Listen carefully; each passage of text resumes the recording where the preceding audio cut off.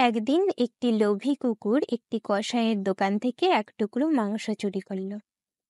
তা দেখে কসাই তার পিছনে তাড়া করল, কিন্তু কিছু দূর পর্যন্ত গিয়ে সে তার দোকানে আবার ফিরে এলো। এদিকে কুকুরটা ভীষণ ভয়ে ছুটতে লাগলো প্রাণপণে। অনেকটা যাওয়ার পর সে পিছন ফিরে তাকিয়ে দেখল যে কসাইটা তার দিকে আর তাড়া করে আসছে কিনা। কাউকে আসতে না দেখে সে তার গতি কমিয়ে ধীরে সুস্থে হাঁটতে লাগলো।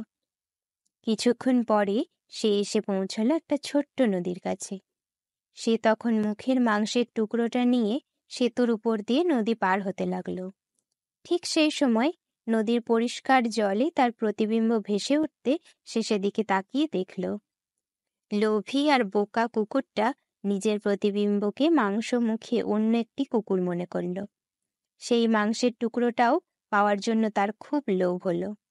সে এবার অন্য কিছু চিন্তা ভাবনা না করে নদীর জলে ঝাঁপিয়ে পড়ল, আর সঙ্গে সঙ্গেই জলের স্রোত তাকে ভাসিয়ে নিয়ে গেল।